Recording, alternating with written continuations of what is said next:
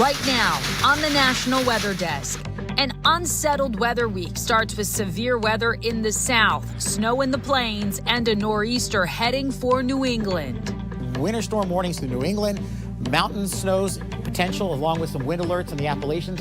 A major landmark and tourist attraction is closed in Maine, damaged by last month's powerful storms. Things are changing. Somebody better wake up. Early return. Why are cranes heading back to their homes sooner than usual? Weather has a big factor. How climate change is increasing your risk of breathing bad air. Are there parts of the country that are more susceptible to atrocious air than others? And communities across the country are getting ready for April's total solar eclipse. From our nation's capital, this is the National Weather Desk. Good morning and welcome to the National Weather Desk. I'm Amira David. Heavy snow fell across the southern plains over the weekend, freezing portions of the Texas Panhandle and Oklahoma. The storm dropped 14 inches of snow on Plainview, Texas, and a typical year the city, which is located between Lubbock and Amarillo, only gets 11 inches. Travel in that area, as you'd imagine, very treacherous. The storm then moved into Oklahoma, and this is what it looked like in Moore, just south of Oklahoma City. The good news for folks here is that the snow is ending this morning and temperatures are rising to about 50 degrees, so any snow that accumulated should melt today. Storms that rolled through Arkansas on Friday night produced a tornado. It touched down southeast of Little Rock with 95-mile-per-hour winds.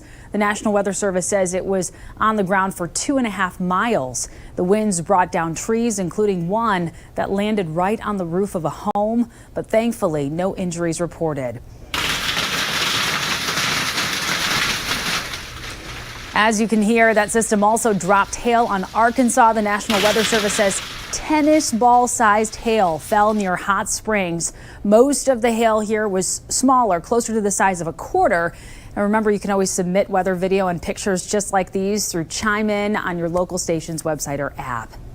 The National Weather Service confirmed 2 tornadoes did in fact strike Wisconsin on Thursday night. They were the first February twisters in Wisconsin state history. Those records stretch back 180 years. More than 30 homes and other buildings were damaged or destroyed in 2 counties south of Madison. There are no reports of injuries or deaths. There is also a threat of severe storms today in the south, and by this time tomorrow, heavy snow will be falling in New England. Meteorologist Brian Vandegraff is tracking all of it for us this morning.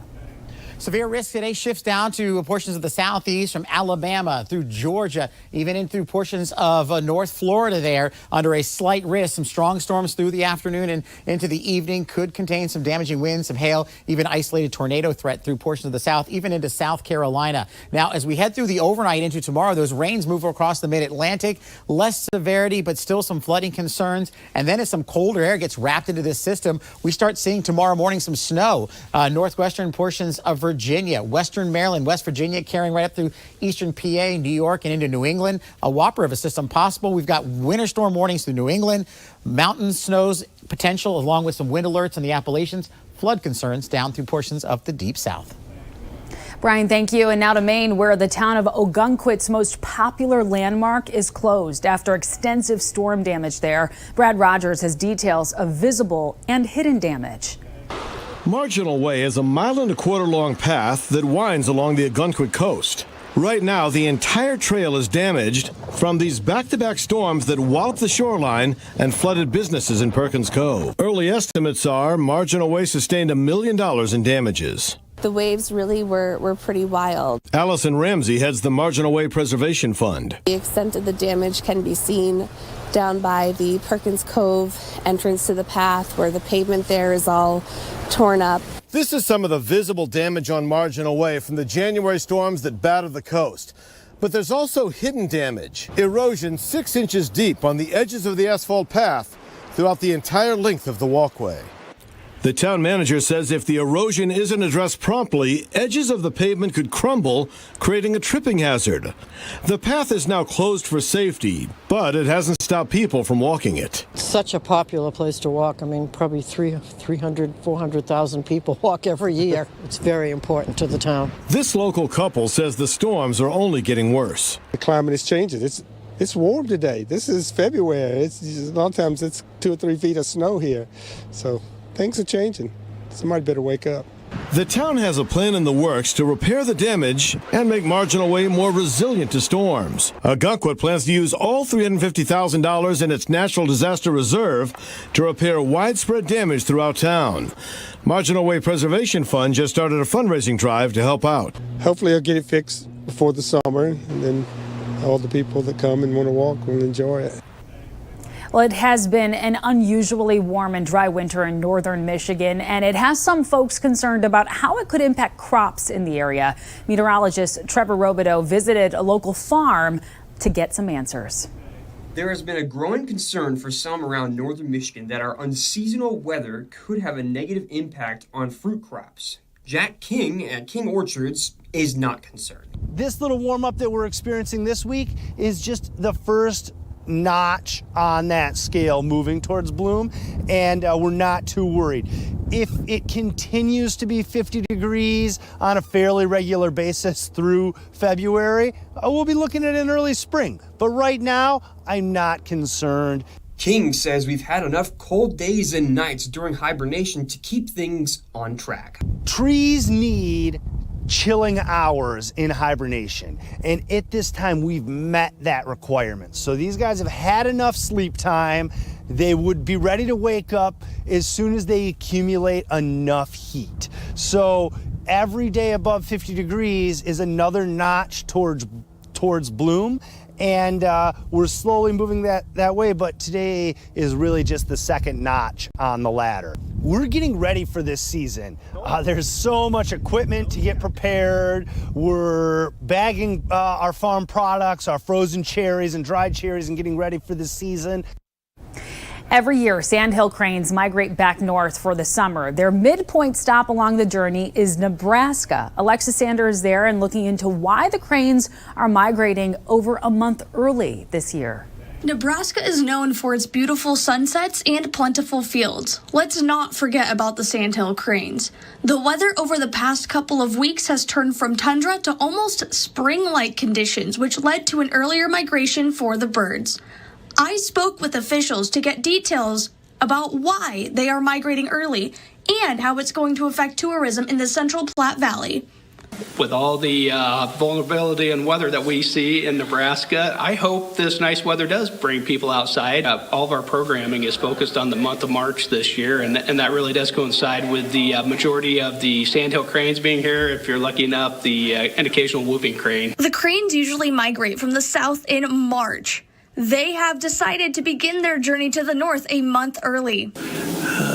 Weather has a big factor on the cranes, but also on people coming and seeing the sandhill cranes. The tourism is affected heavily by the change in migration. Both Jasnock and Crone said they cannot get a true estimate until after crane season is over. The crane migration for the whole Platte Valley brings in almost 50,000 people throughout the migration. Well, the biggest party in the country last week was in Las Vegas for the Super Bowl. Today, all eyes turn to New Orleans for Mardi Gras, and weeks of parades and partying culminate tomorrow with Fat Tuesday. There are 3 parades tonight, 9 more on tap for tomorrow. Today, starting off wet and windy, temperatures falling from the mid-60s to the mid-50s. Tomorrow, looking a whole lot better with no rain, partly cloudy skies, and highs near 60 degrees. As for Las Vegas, as football fans head to the airport later today, they will be greeted by sunny skies. It's still a bit cool for Vegas, though, with a high temperature of 57 degrees. And now let's head to Queen City, Cincinnati's nickname for at least the last 200 years. The city along the Ohio River is looking at a mix of clouds and sun this morning, with more clouds this afternoon and highs in the lower 50s. And finally, we head to San Antonio, the Alamo City, looking like a beautiful day in Texas, bright sunny skies, highs in the mid 60s. And coming up on the National Weather Desk, we're going to head to Washington State to see what officials are saying about this year's low snowpack numbers. The total solar eclipse less than 2 months away. We're going to see how folks in Texas are preparing for the big event.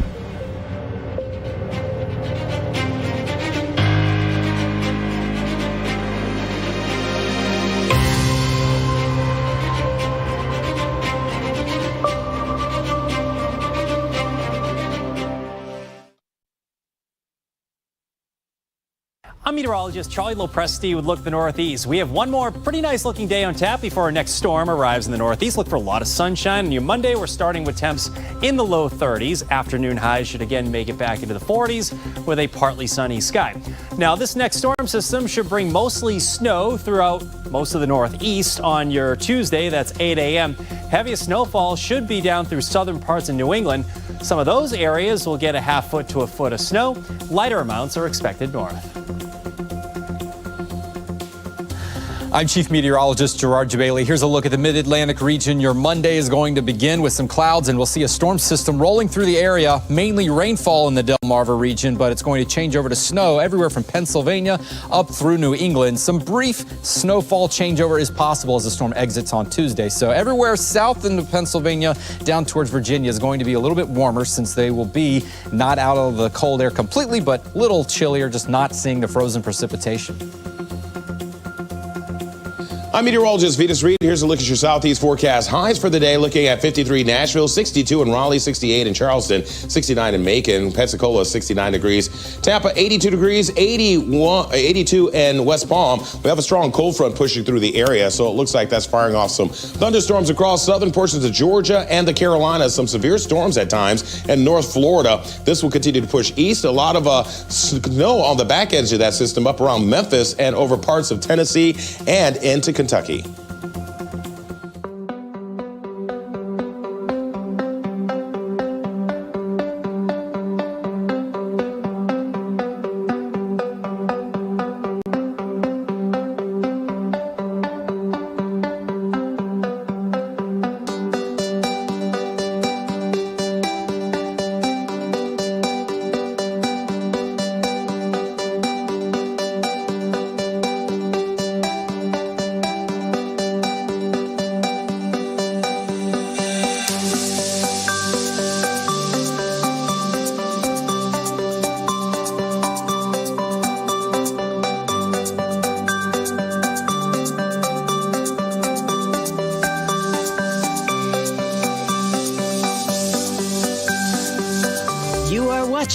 The National Weather Desk. A report about the snowpack in Washington state last week paints a difficult picture for the state. The snowpack ranges from just 30% of normal levels in the Olympic Mountains to 50% in the Cascades. Paul Rivera looks at what those levels could mean for Washington.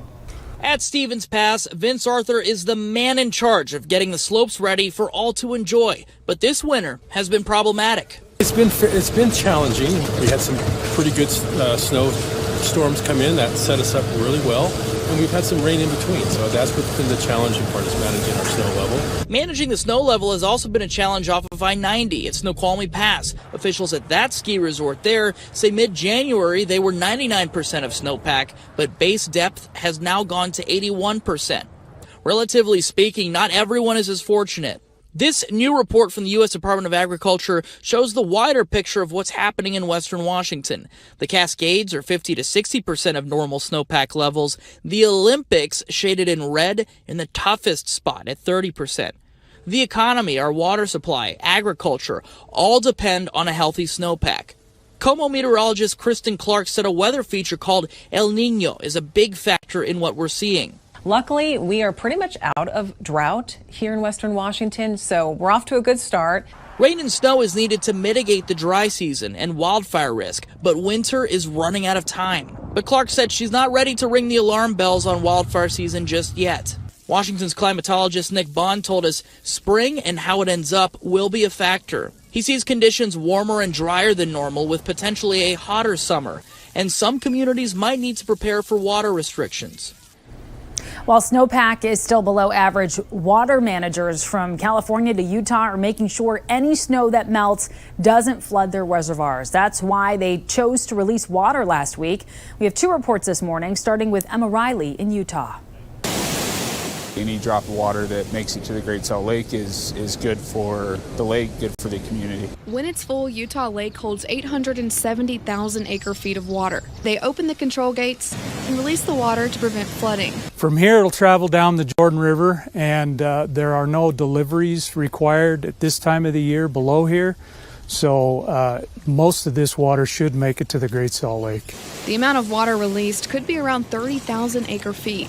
They credit the excess water to last year's snowpack and the community's conservation efforts. It was a really good year last year, and we're still seeing the effects of that. And so now we're running about at average snowpack, a little bit above. And so, just a couple of good years has really helped out. The state's reservoirs are 70 to 90% full, but conservation is still important. Just because we have snowpack and things going on now doesn't mean that in the future we're going to have that. We're just coming out of a long-term drought that really had some impacts to our water use, and we want to be ready for that in the future. Water releases from the Maine spillway began on January 31st to keep space available in Lake Oroville to protect residents from potential flooding. The Oroville Thermalito complex increased water releases ahead of the winter storms that hit the North State. A DWR spokesperson said they work alongside the U.S. Army Corps of Engineers, U.S. Bureau of Reclamation, and other downstream water operators when releasing from the dam. DWR is still currently releasing water from Lake Oroville, and releases from the Oroville Thermalito complex have been reduced to 3,500 cubic feet per second.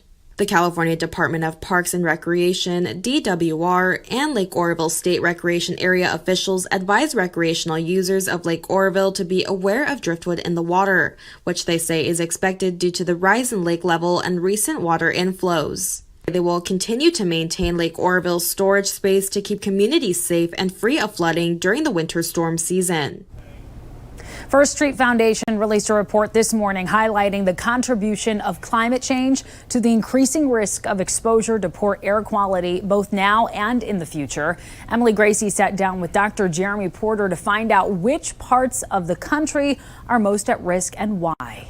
This report is really focused on the relationship between climate change, recent changes in things like air temperature, and some of the underlying components of things like our wildfire models, our extreme heat models, and how that's related to second order derivatives, which we're thinking of as air quality pollutants. So what we're seeing across the country is that while PM2.5 and ozone are impacting different parts of the country differently, we're seeing an increase in pollutants in the air due to our changing climate. Air quality, I know like in the 70s and 80s was like really bad, but didn't it get a little better for a while? There were a handful of regulatory policies that were implemented. Probably the most important one was the Clean Air Act in the 1960s. The problem is that in the last about decade, we've started to see an increase in some of those pollutants, and really it's been referred to as the climate penalty. And it's a little bit troubling because when you talk about anthropogenic pollutants, you're talking about car emissions and factory emissions. You can put regulation in place to try to control that. And that's something that we did a really good job of. When you talk about climate, that's proven a lot harder for us to try to regulate. Are there parts of the country that are more susceptible to atrocious air than others? Yeah, there are. And there are really two stories here. One is that the ozone exposure is actually a lot broader than we would have expected when we first started looking at the model. It impacts a really large geographic area, and ultimately it ends up being located in places where there's just a lot of population. So the Midwest, the Northeast are two of the places with really, really a lot of ozone exposure. Southern California also has a lot of poor air quality due to ozone. But what we're really seeing is that out west, when PM2.5 is produced from wildfires, while it's not quite as broad of a scale spatially, in terms of severity, it's much, much more impactful. And to see Dr. Porter discuss how they attribute air quality to climate change, just head to our YouTube channel. We've also linked the Risk Finder website so you can find climate risks in your specific neighborhood. Just search the National Weather Desk. The total solar eclipse, less than 2 months away at this point. Communities that are in the path of totality are getting ready for an influx of visitors. Betty Cross is in Marble Falls, Texas, a community that expects to double its population that day. In 2 months, the sun is going to pull a disappearing act, turning day into night.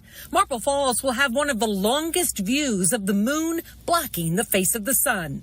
Here, the peak spectacle will last more than 4 minutes. An hour away in Austin, totality will be less than 2 minutes. So it's a once-in-a-lifetime thing. The Marble Falls assistant city manager expects people from far and wide to converge on the city April 8th. But we're saying we're going to at least double the population in Burnett County, which will be an additional 50,000 people. Many of those visitors will be crowding onto Highway 281. The high-traffic road runs through the heart of Marble Falls, and cars could be gridlocked, especially immediately after the eclipse, when everyone is heading home at the same time. First responders will be strategically positioned across the city, and an additional mobile cell tower will be brought in to help calls and text go through. In addition, businesses are being advised to stock up on gas, groceries, and everything else on the shopping list of tens of thousands of visitors.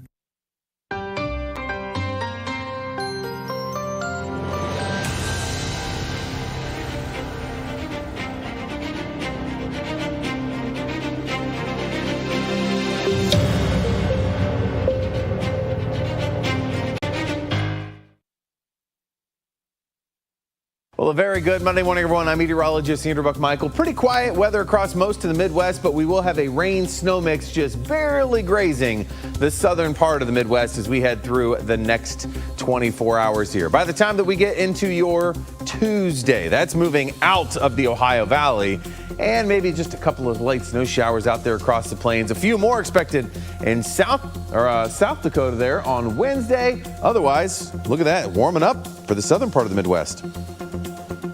Good Monday morning. I'm meteorologist Joe DiCarlo. Look at your forecast across the region, and we're watching leftover snow here in eastern Oklahoma and northwestern Arkansas this morning. That's going to continue to pull across portions of northern Arkansas through the day. The rest of the region really nice. It will be on the chilly side, upper 40s to low 50s, Oklahoma to the Texas Panhandle, but a lot of 60s across the state of Texas, and we're clear overnight as temperatures fall back in the 30s and 40s. More sunshine on the way for your Tuesday.